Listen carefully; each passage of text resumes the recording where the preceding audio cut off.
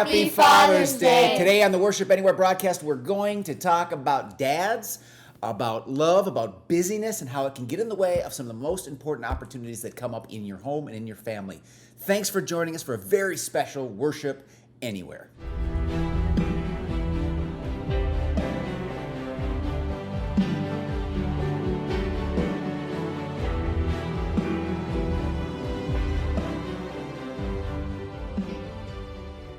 Man, it's good to be together with you today on this awesome Father's Day occasion, and thanks for being with us. My kids aren't going to be here the whole time in the video just because we got some work to do. I'm really excited to dive into this topic, but before we do, we're reminding you every week to automate the important. Every time you think about a task in your life, it's another layer of stress. And we don't want your generosity to be a stressor. We want it to be a life-giving thing for you. And so we have a robot, and our robot will help you automate the important. You want to go text this word, surprise, to that number to set up your automatic giving. And here's what that money does. It allows us to create amazing content like this that's reaching people not just in Bismarck, but around the world. We have community groups in the Twin Cities. Love you guys. We have community groups in Washburn, North Dakota, Bismarck, Mandan, Lincoln, and we have a very special announcement coming up soon about a new community group in a new city that we can't wait to tell you about. You're helping us change lives in Bismarck and beyond. We couldn't be more grateful. So generosity is a huge spiritual growth step for you, but it also changes other people's lives. And every week we hear stories of life change, thanks in part to your generosity. Automate the important while you're crazy and traveling and doing what you do over the summer, and build your life around generosity. All right, we're in a series right now called Salt. Check out this preview.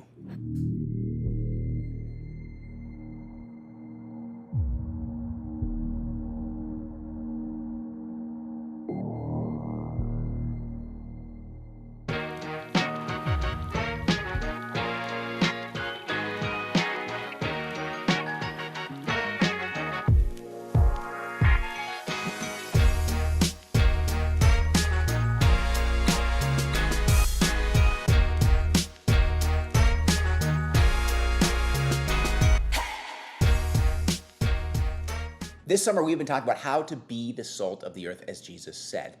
He said, don't be a moron when he talked about being the salt of the earth. The word there means to lose your saltiness. Murainu. Don't be a moron. Don't lose that essence that I put in you to make this world taste more like God. And so he's all about helping us live into our callings as his children, his people. But oftentimes, this picture describes me. I'm keeping busy. We even say that to each other. Are you keeping busy? As if it's a really, really good thing. And I want to say today that oftentimes the concept of busyness is the very barrier that is standing between me and becoming salt. As a dad, I know how many directions I feel pulled the moment, not even the moment I wake up, the moment I think about waking up, all of a sudden things start knocking on the door of my mind. Ooh, got to do this, got to do that, better get started. Don't take time for yourself. Don't take time for your family. Just get going. Get busy. And I think in this culture, that's described sort of as a good thing. But take a look at this quote. John Eldredge, who's one of the best authors I've ever read. Guys, if you haven't read this book, read it. Wild at Heart. Women, he's got a book for women as well called Captivating.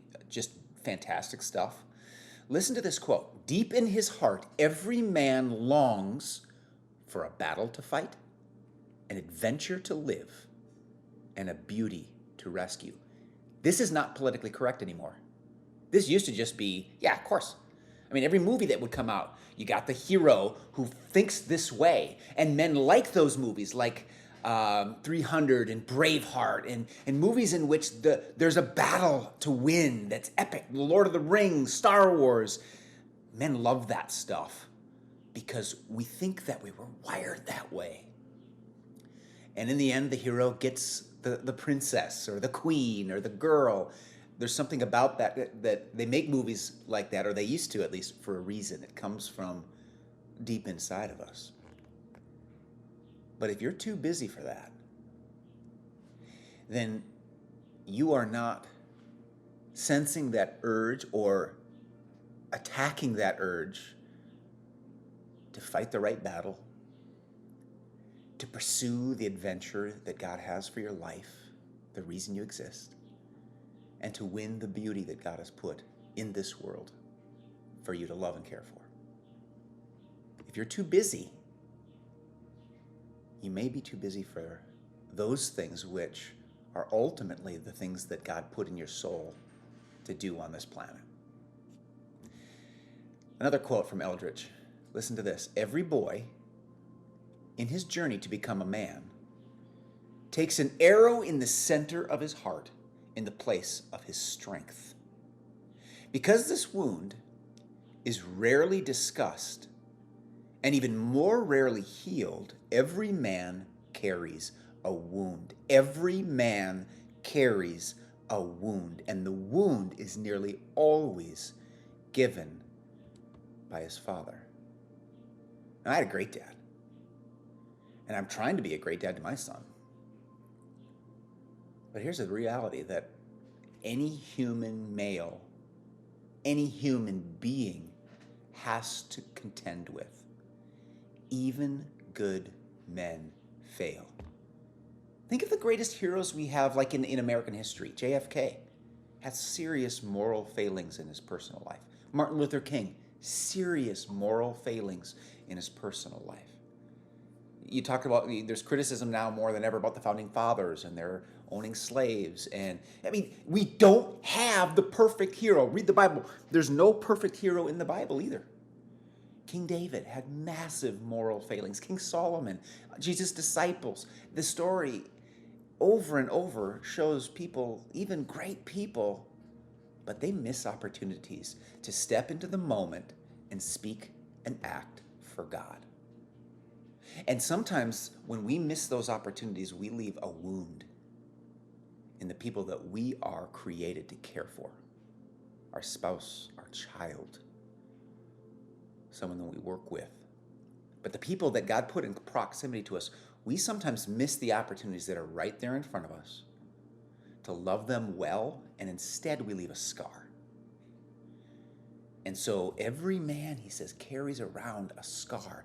And the busyness that we cling to is often a way of covering up that scar and not dealing with it. Here's the deal, though. Yeah, even good men miss opportunities.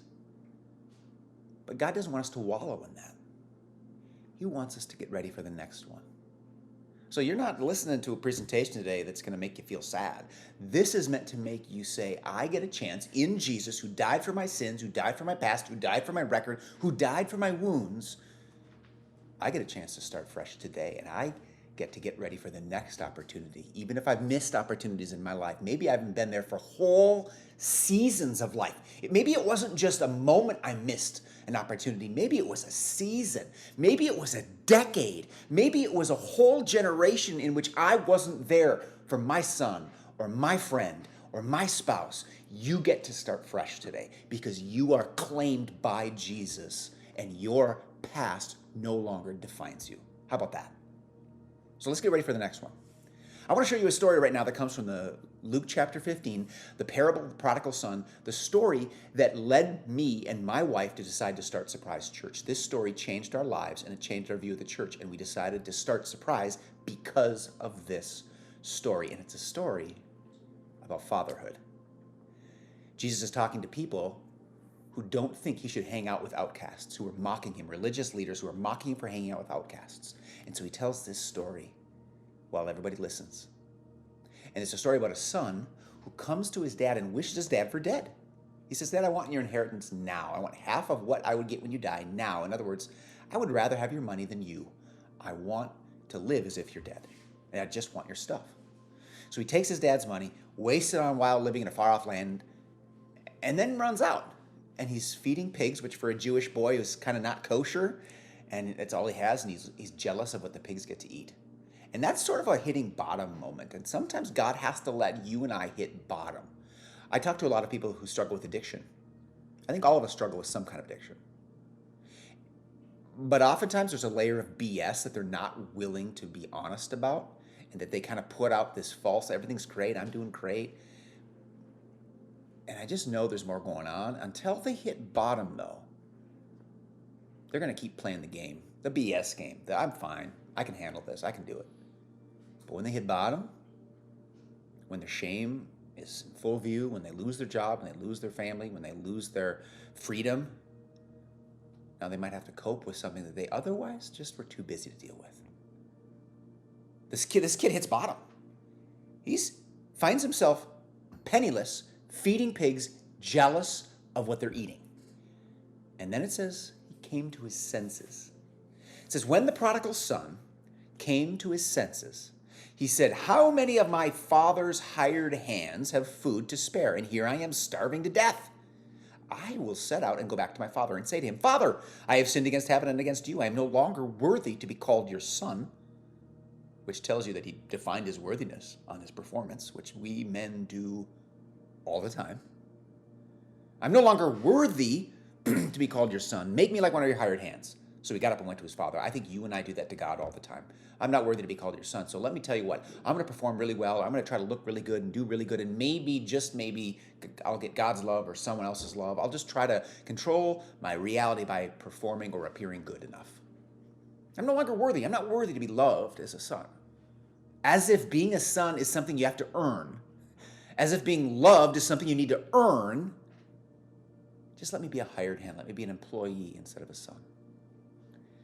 His expectations of himself are quite low, but more than that, his expectations of his father are low.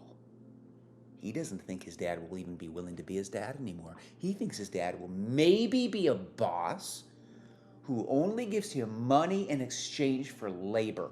That's the relationship he wants with his former father. I don't deserve his love, but maybe if I give him something, he'll give me something back, and maybe that can be our relationship. Do you do that with God? Do you just think of God as like, if I've been good, maybe I can ask God for something, and if I haven't, I have no right? Do you do that with other people? Maybe if I think I've done a good job, I have a right to ask for something, but if I don't, then I haven't got a right, or they don't have a right to ask me for something because they haven't performed well enough for me. So he got up and went to his father. Now here's the deal. We often read this story from the perspective of the father who was wronged by his son, but I think you have to admit, in this story, both of these men had failed each other. Sure, the son had wished his dad for dead, demanded his stuff, ran and squandered it, and come back only looking for a job with low expectations of his dad and not even really wanting to be his son anymore. But every young man has a wound, and it's often caused by some sort of missed opportunity that played out between them and their fathers. Former Governor Al Quie, former governor of Minnesota, spent decades doing prison ministry. And he said, in all my years visiting men in jail, I never met one who had a great relationship with their dad. Never once. Because every man is carrying a wound, and it often comes from missed opportunities growing up.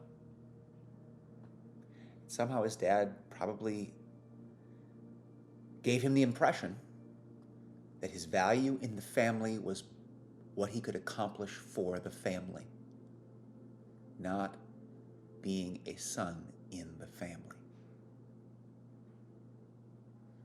And so eventually, this kid wants out of the family. He had gotten such a perverted view of what it means to be a son that he thought, well, if I can just get paid and not work anymore, I would rather do that. This transactional relationship of working and then not getting paid, well, what fun is that? I deserve to be paid. So he demands his inheritance now, resists a relationship with his dad, and just leaves. I'm guessing his father let him down too, because that son didn't realize what it meant to be a son in the family. The question, though, is what's the father going to do when the kid gets home? Because the kid has taken half his stuff and wasted it. So is the father going to punish him? Is he going to even let him interview for a job? Is he going to hire him or fire him or kick him in the seat of the pants and say, beat it, scram, you former son? It says in Luke chapter 15, while the son was still a long way off, his father saw him. He was waiting for him on the front steps.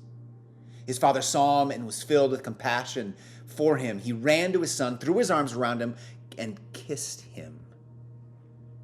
That's a surprise.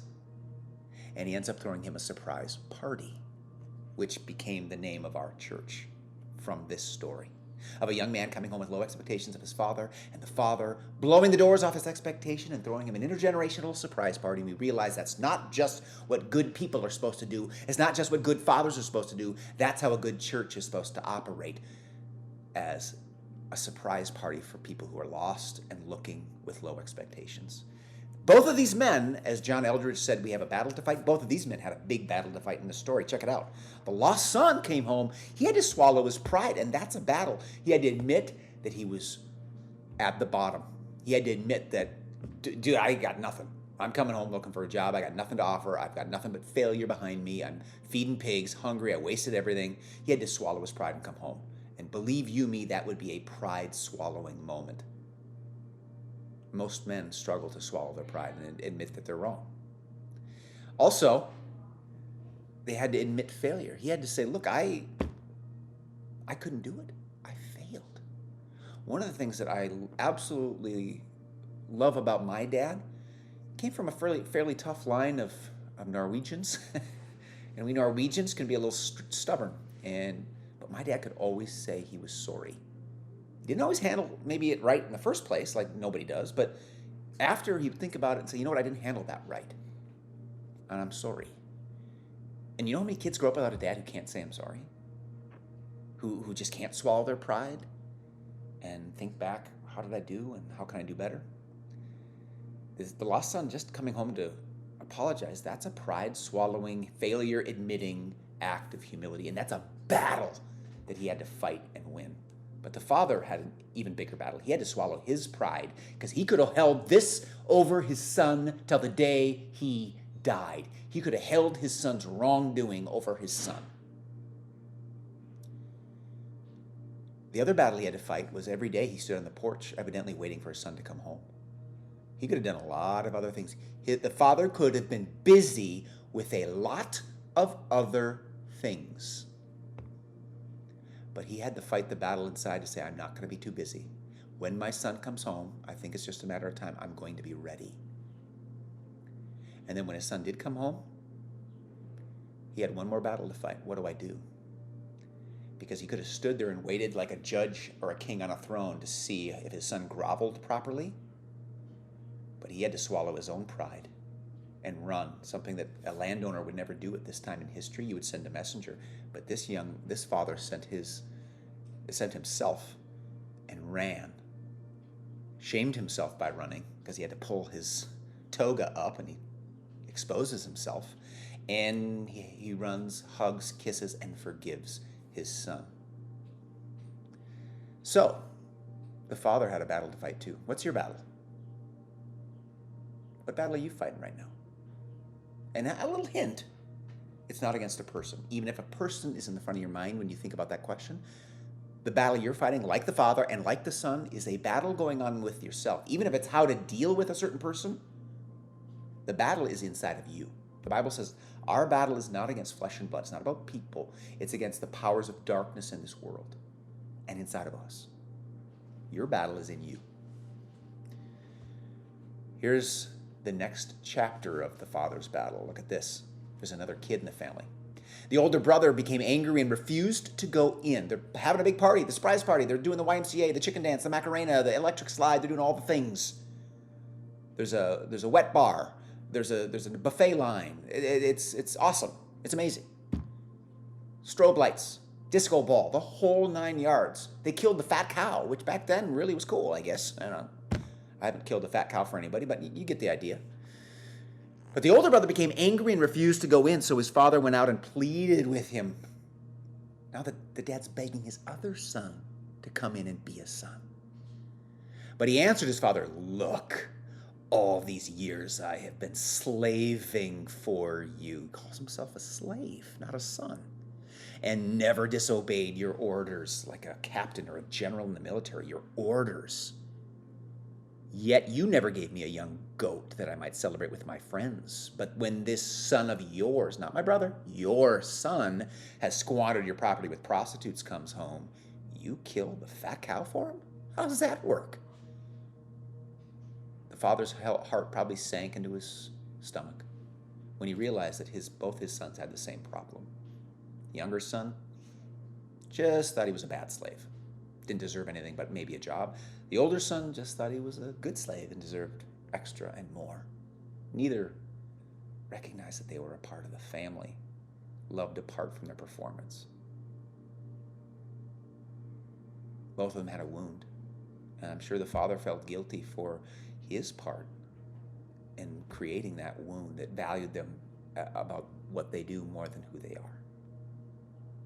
Now the father's got to work to heal that wound.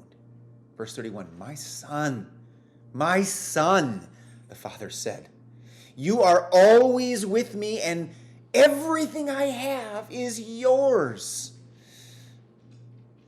But we had to celebrate and be glad because this brother of yours, not just my son, this brother of yours was dead and is alive again. He was lost and is found. Your family was dead and alive. Your brother. Everything you see around you is yours. You're not just waiting for a goat. This whole thing belongs to you. You're my son. How often do we just wait and feel like we're trying to earn a goat from God when in reality God says everything is mine and I'm giving it to you. I've given you my life on the cross. This world, you are a living victory parade. This is ours and you're my son. I own everything and you're in my family. These two have their own battles to fight in this interaction. The father has a battle where he has to take time away from one son and away from the celebration. He needs to take time and listen to his son. He has to notice his pain, notice his anger, and listen to him. What is going on? You can't be too busy for the people you love. He also has to readopt this older son into the family.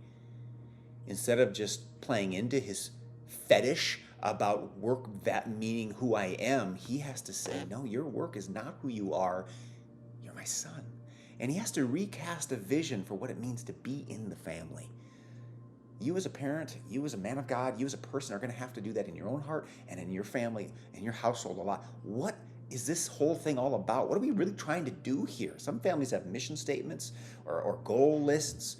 Family meetings sometimes are needed to say, what does it mean to be in this family? Yeah, we all help out. Yeah, we all do chores, but not to be in the family. We're in the family because you're chosen and created to be here. The older brother's battle is that he has to reflect. Wait a minute, maybe I'm looking at this whole thing wrong.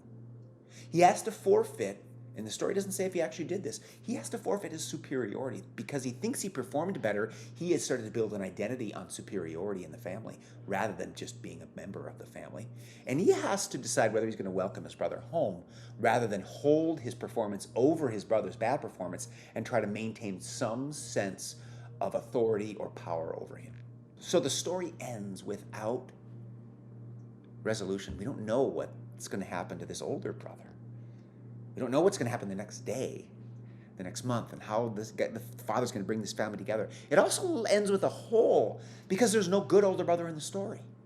You notice that there's no good older brother saying, hey, Father, I want to plan the party for my lost brother.